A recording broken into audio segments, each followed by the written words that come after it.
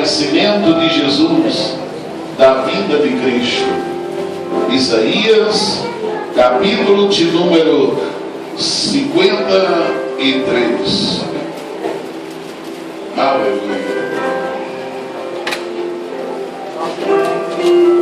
Quem encontrou, diga amém. Quem não encontrou, diga misericórdia. Eu te espero só um pouquinho. Isaías, capítulo de número 53. Nós iremos ler a partir do versículo de número 3.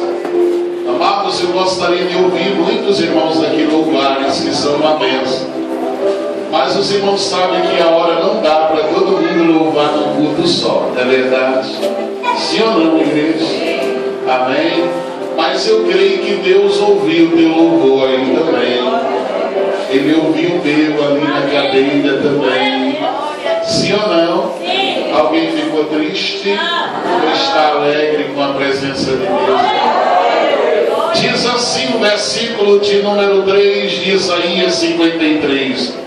Era desprezado e o mais indigno entre os homens, de dores, experimentado nos trabalhos, e como um de quem os homens escondiam o rosto.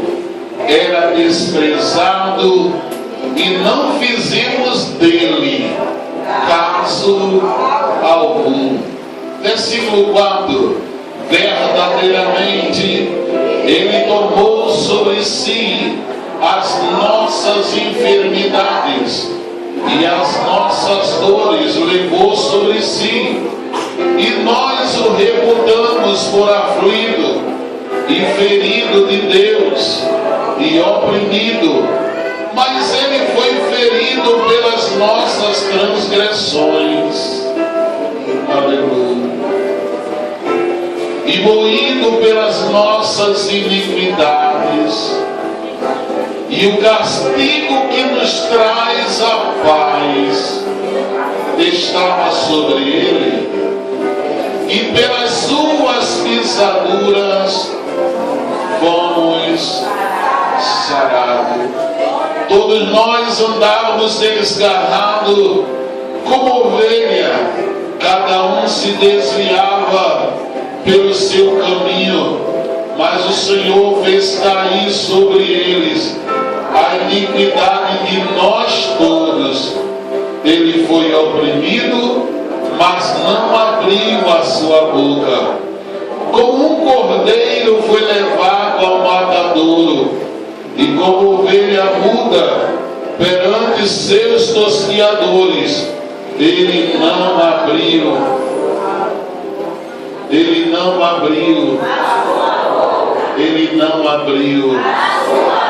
a sua boca. Somente dele. Que ele está sentado no seu lugar. Em nome do Senhor Jesus. Glórias ao Espírito Santo de Deus. Aleluia. Posso contar com você agora? Posso contar com a sua paciência agora? Você promete não ir beber água agora?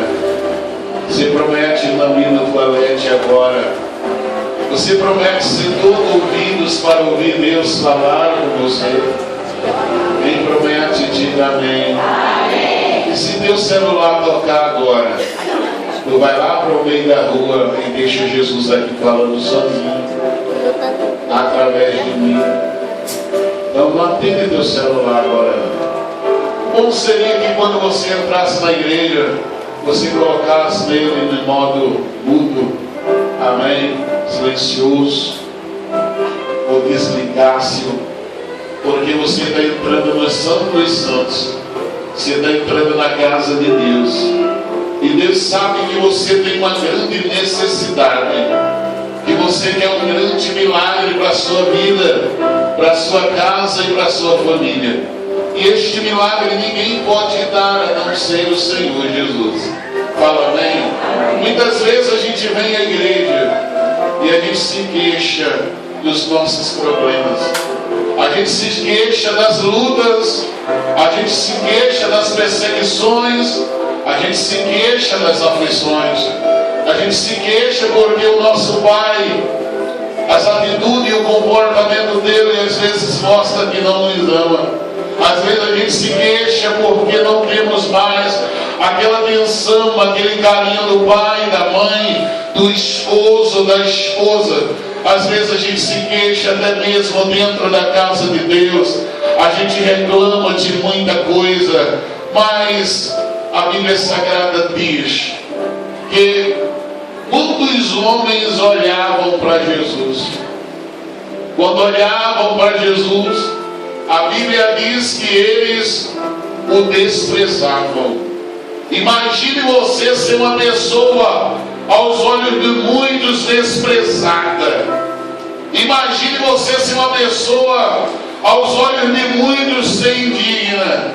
No versículo 3, como a gente leu, começa dizendo: ele era desprezado. Isaías está falando de Jesus antes mesmo dele nascer. Aleluia. Ele está dizendo: ele seria desprezado pela sua casa, ele seria desprezado pela sua família, ele seria desprezado pelos seus amigos, ele seria desprezado pelos que diziam que o amava e que morreria até por ele. Ele era desprezado. E Isaías ainda dizia que aos olhos dos homens ele era mais indigno entre os homens.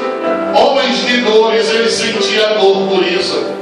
Ele era desprezado, sentia dores e era experimentado no trabalho. Ele trabalhava muito para que ninguém falasse dele, para que ele não dependesse de ninguém. E quem olhava ainda para Jesus ainda falava dele.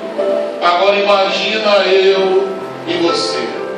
Quando Jesus nasceu, ele viveu a sua vida com seus irmãos, na sua casa, com seu pai, José, e a sua mãe, Maria. E a Bíblia diz que ele aprendeu, ele trabalhava na marcenaria, fazendo móveis com seu pai. Mas chegou um determinado tempo, que chegou a hora. Diga: chegou a hora. Os seus irmãos olhavam para ele e mandavam ele sair de casa, botavam eles para fora de casa e diziam: tu não és o Messias, tu não és o ungido, tu não és o profeta, tu não és o que tem a promessa, não és o queridinho da mamãe, vai-te embora, vai fazer a tua obra. E Jesus simplesmente dizia: ainda não chegou a minha hora. Diga comigo: ainda não chegou a minha hora.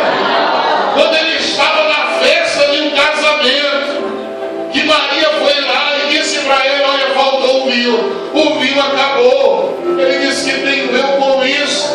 Ainda não é chegada a minha hora. Até nas festas ele era provado.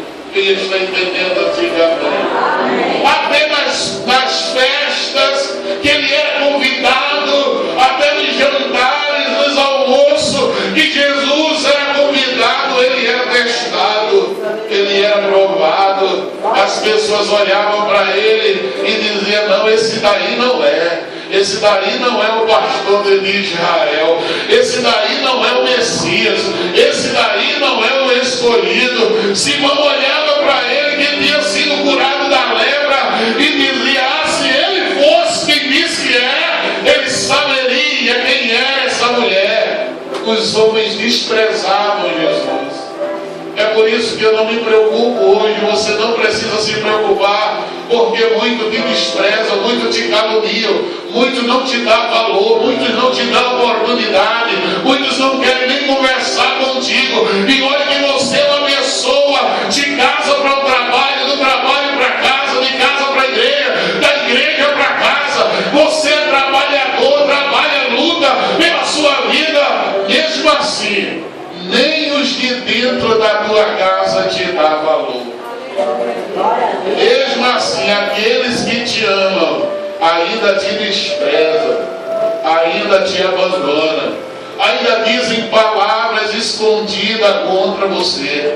E muitas vezes quando você fica sabendo, você fica arrasado, você fica destruído, você quer correr, você quer sair de casa, você quer deixar de ser crente, você quer sair da igreja. Porém nessa noite Jesus manda dizer para você: eu passei o que você está passando, eu sofri o que você está sofrendo, eu chorei como você está chorando. Quantos podem aplaudir a palavra de Jesus para a alma? Oh, aleluia! Ele levou sobre si, Isaías está dizendo, todas as nossas dores, todas as nossas enfermidades. Isaías diz: o castigo que nos traz a paz. Ele está dizendo, ele precisou sofrer para que eu e você tivéssemos vida. Ele precisou ser humilhado, escarnecido e desprezado para que você não pare no meio do caminho, para que você não desista no meio da jornada, para que o seu nome esteja no livro da vida, para que você reconheça que através do sacrifício de Jesus, como ele venceu a morte, como ele venceu o inferno, como ele venceu o pecado, como ele venceu a cruz, você também vai vencer. Quem crê nisso, diga glória. Você vai vencer, você não vai parar no meio do caminho, você não vai desistir, você não vai ficar feito muitos crentes de ministério em ministério, de igreja em igreja, pulando de um canto para outro. Não, você vai levar a sua cruz até o fim. Ele não parou, ele não desistiu. Alguém até lhe ajudou, alguém ajudou a levar a cruz dele, mesmo reclamando, mas ajudou a levar a cruz, e ele ficou grato por isso. Aleluia. Deus vai providenciar alguém para ajudar você. Deus, ele providencia sempre alguém para trazer uma palavra para você.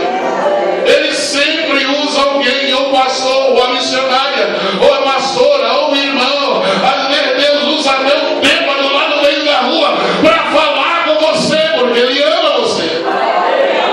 Aleluia. O castigo que nos traz a paz. Isso quer dizer que a gente vai ter paz. Aleluia. Isso, diga glória a Deus.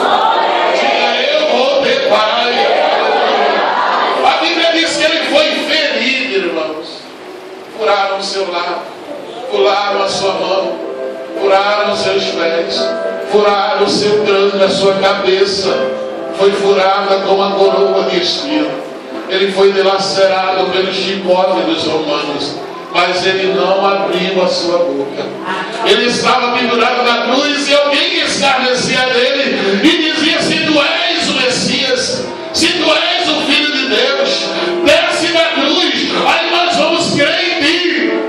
Tem pessoas que só vão crer em você quando vê você de posse de vitória. Tem pessoas que só vão acreditar em você quando vê você lá no céu de glória, levantando a coroa da justiça. Tem pessoas que só vão acreditar em você quando vê você lá naquele apartamento, quando vê você dirigindo aquele carro, quando vê o teu marido salvo, teus filhos salvos. Tem pessoas que só vão acreditar em você quando vê você louvando e glorificando e pregando a palavra de Deus aqui nesse altar. Aí elas vão olhar e vão dizer: não, verdadeiramente Deus salvou aquela moça, Deus salvou aquele rapaz, Deus é na vida dele, Deus é na vida dela, pelo sacrifício de Jesus.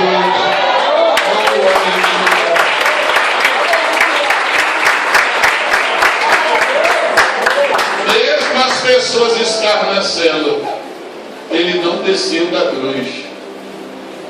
A Bíblia diz que ele amou os seus e o amou até o fim. Jesus não amou você pela metade, não. Você pode até dizer hoje que me ama, passou, eu lhe amo, e amanhã você está com raiva de mim. Cadê aquele amor? Eu posso até dizer que te amo, e amanhã eu estou aborrecido contigo. Ele não é assim, ele entende você. Ele entende quando você está aborrecido. Ele entende quando você está entristecido. Ele entende quando você quer dar papo em todo mundo, porque ele também sentiu isso. E ele fez isso.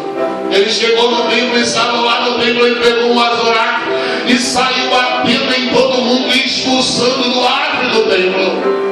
Porque a casa dele era uma casa de oração.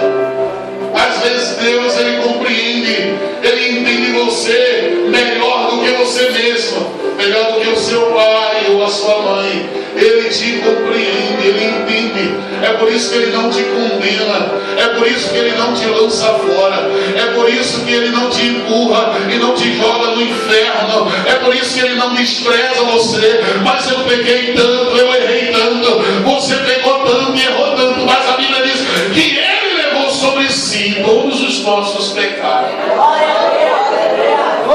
Até o que você vai fazer de errado, ele já pagou o preço por você. Porém, não erre. A Bíblia diz: eu aconselho a você que não erre. Eu aconselho a você que escolha a vida. E Jesus, ele é o caminho certo. Jesus é a verdade. E Jesus, ele é a vida. E ele não desistiu. E ele não desiste de você. Enquanto houver um fôlegozinho de vida em você, ele vai esperar você abrir a boca e dizer: Senhor, eu te amo. Senhor, eu te aceito. Senhor, eu te entrego nas tuas mãos a minha vida, o meu coração. Eu entrego tudo que tenho, tudo que sou. Eu errei até hoje, mas a partir desse momento eu quero que o Senhor entre em mim. Eu não quero mais viver a minha vida, eu quero viver a vida do Senhor. Quando Jesus fez tudo isso e passou por tudo isso, lá no Evangelho de Mateus capítulo 25 diz que ele disse lá no alto da cruz: Pai, está consumado. Eu já fiz a minha obra por ele, por ela, por essa moça, por esse rapaz, por este varão, por este homem, por esse esposo, por essa esposa, por esta criança. Pai, está consumado. O preço está pago. Você não deve nada a ninguém. Você não deve nada ao diabo. Você não deve nada à morte. Jesus já pagou o preço para que você entre no céu de glória e tenha direito à vida eterna, a eternidade com ele, ao lado dele, abraçando e andando com ele. O direito da salvação é teu, o direito da prosperidade é teu, o direito da cura divina te pertence. Então seja curado, seja próspero e seja salvo em nome do Senhor Jesus. Aleluia. Diga: minha vitória já está garantida. Diga: minha bênção já chegou. A Bíblia diz que quando Jesus gritou isso, houve um grande terremoto na terra. Diga glória a Deus. O céu escureceu, o dia virou noite. A Bíblia diz que naquele terremoto, talvez quando a gente fala em terremoto a gente não gosta. Às vezes quando a gente vê na televisão aqueles terremotos que há lá para aquele lado do México, aquele lado ali do Japão, sim ou não? Na Coreia, a gente fica assustado, porque quando dá um terremoto, os prédios, apartamentos, as casas, tudo cai. A inundação, sim ou não? Sim ou não, irmão? Muitas pessoas morrem quando há um terremoto. Mas só que o Espírito Santo olha para mim. Ele falou para mim quando eu perguntava para ele: Senhor, por que desse terremoto? Terremoto não é uma coisa muito boa. Porém o Espírito Santo diz: mas para Deus é. Porque no terremoto de Deus, diga glória a Deus. Olha para a pessoa que está ao seu lado e diga: Deus vai fazer um terremoto na tua vida.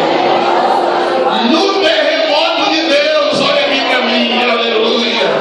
Os cárceres do inferno são abalados. Os alicerces de Satanás são quebrados. O inferno é movido. No terremoto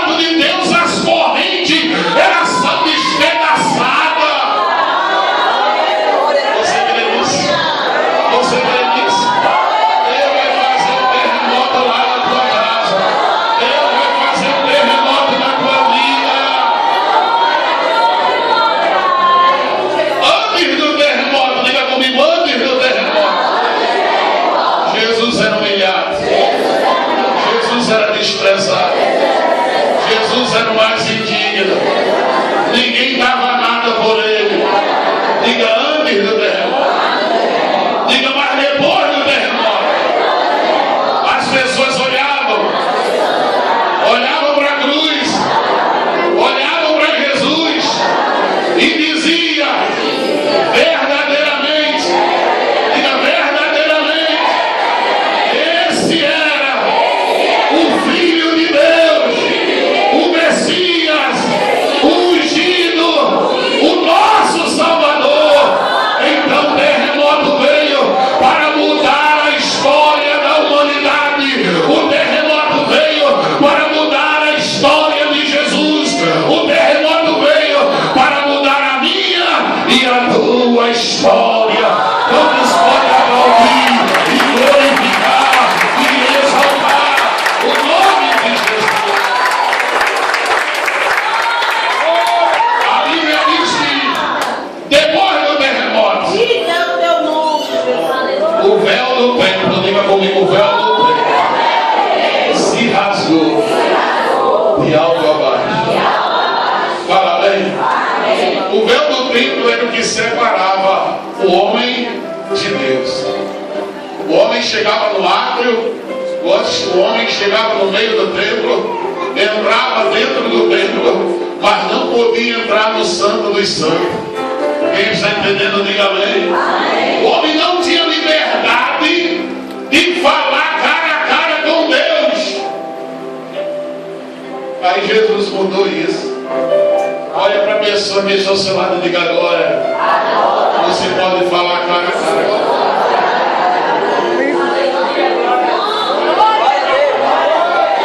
Você não precisa de um homem, você não precisa de um padre, você não precisa de um pastor para confessar os seus pecados. Agora você pode falar cara a cara com Deus e não morre. Aleluia. Depois do terremoto, além do véu do templo ser se rasgado e o livre acesso a gente receber para entrar no Santo dos Santos. Quem crê que está no Santo dos Santos? Quem já subiu aqui no altar para louvar o Senhor? Quem já subiu no altar? Você está vivo ainda? Quem subisse no altar morria. Quem tocasse na arca da aliança morria. E Jesus quebrou tudo isso. Diga glória a Deus. É gostoso subir no altar para louvar o Senhor. Quem já sentiu essa experiência, minha? Que coisa gostosa, eu estou emocionado. Então, pastor, me esqueci de tanta emoção. Que gostoso estar na presença de Deus. Agora, tudo isso quem fez? Jesus. Quem pagou o preço? Você está deprimido, angustiado, preso, até o dia que você quiser. No dia que você reconhecer Jesus como Senhor e Deus. Quando você aceitá-lo como Senhor e Salvador, quando você parar de brincar com Ele, com as coisas santas, quando você parar de ser visitante de igreja e passar a fazer parte da igreja, aí você vai sentir a mesma glória que nós sentimos. Fala amém. Antes do terremoto era uma coisa, depois do terremoto, o que aconteceu mais, pastor? Onde havia um doente, a Bíblia diz que foi curado. Naquele momento que Jesus pagou o preço, onde tinha um doente, quem crê? Quem crê que essa missão me conta? Então diga, eu não estou mais doente. Diga, nessa campanha, eu já recebo a minha cura. Eu não quero saber qual é a tua enfermidade, diga, eu já recebo a minha cura. Diga, eu recebo saúde. Diga, Jesus já me curou. Ele já levou sobre si as minhas dores e as minhas enfermidades.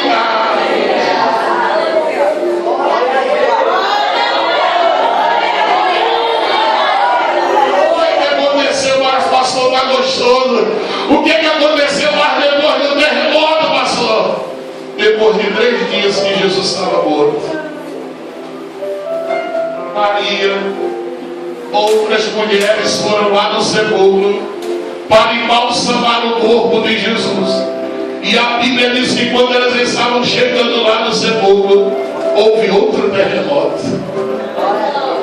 Quem deixa Jesus fazer um terremoto? Estenda a tua mão em direção da tua casa. Diga lá na minha casa, Senhor. Faz um terremoto de vitória. Diga, faz um terremoto de vitória. Na minha casa, na minha família, no meu casamento.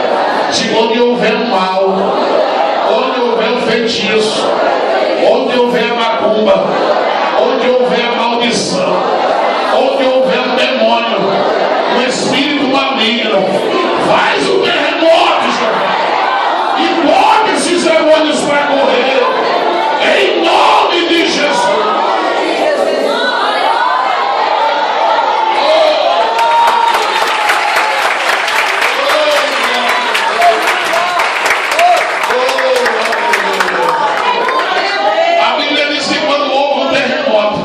A pedra do sepulcro de Jesus foi removida. O sepulcro se abriu. Fala amém. Quem crê que Deus vai fechar e vai abrir sepulcro aí para dar. Alguém talvez já tem você como morto. Alguém talvez está pensando em ver você morto.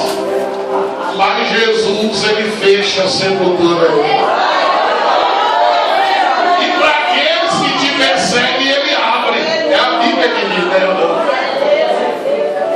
Cairão nela, né?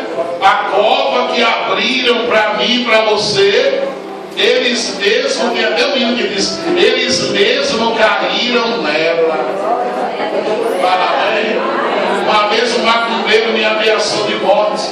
Quem morreu foi ele até hoje. E eu estou aqui, Viviu da Silva, pregando o Evangelho de Jesus. Diga glória a Deus. Ele disse que você não pode morrer. Diga, eu não posso morrer. Diga, eu não vou morrer enquanto todas as promessas do meu Deus não se cumprirem na minha vida. Diga, eu não vou morrer. Agora aplaude o Deus da vida.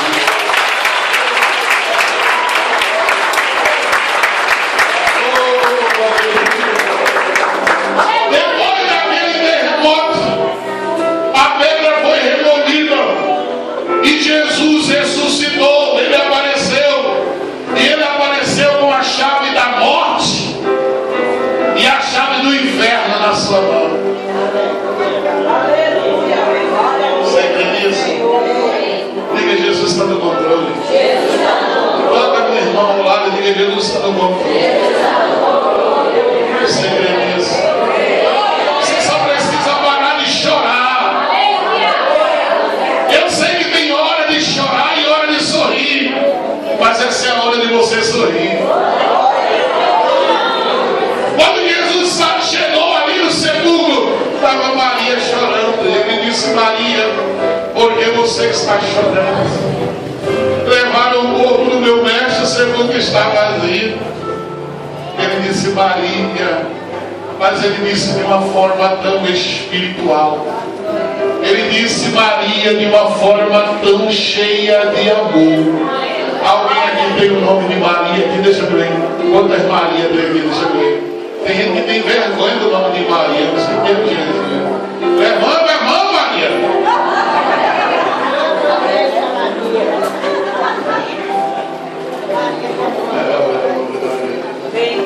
Ele disse, não chore, Maria, eu estou vivo.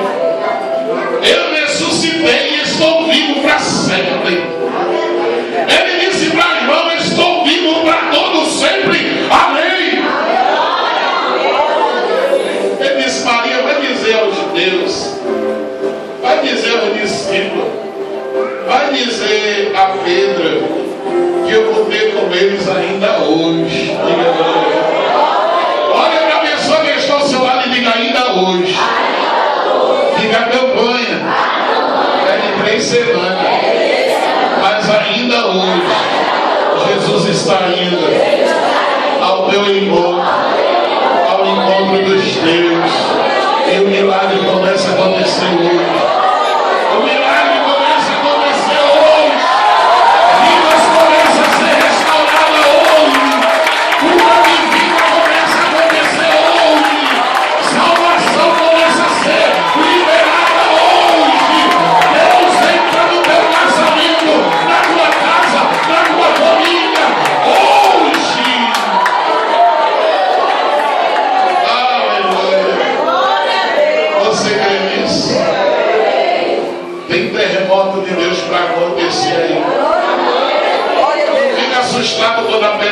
assim.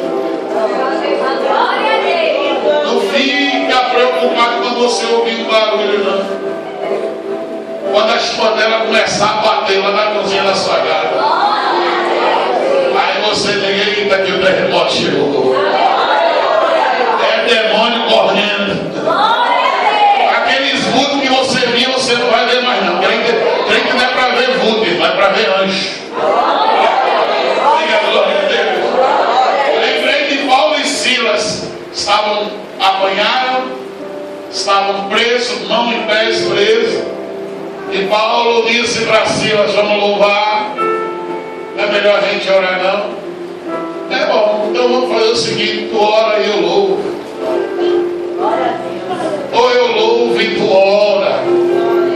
Porque os homens podem ter amarrado nossos pés.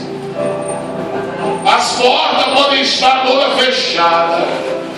A gente não vê saída nem solução. Mas a gente conhece Jesus, não conhece? Tu conhece Jesus? Pergunta a pessoa: não conhece Jesus? Então por que tu está murmurando e reclamando? Silas olhou para Paulo: tu lembra, Paulo, que ele se encontrou contigo lá no deserto? Tu caísse do cavalo e ouvisse a voz dele. Lembro. Tu sabe da ordem que ele deu? Sei. Então vamos orar que as coisas mudam. Vamos louvar que as coisas mudam. Vamos desistir da fé, não. Deus, não é hora de desistir da fé por causa do problema, não. É hora de louvar. Se nada se resolver com louvor e com oração, minha irmã, pode morrer. Fala amém? Mas a Bíblia diz: eu nunca vi o justo desamparado, e nem a sua descendência passa fome, e nem mendigar o pão. Eu fui moço, mas agora sou velho, mas nunca vi isso. A oração feita pelo justo, diz a palavra, ela pode muito em seus efeitos. Você está reclamando e murmurando que você não está orando.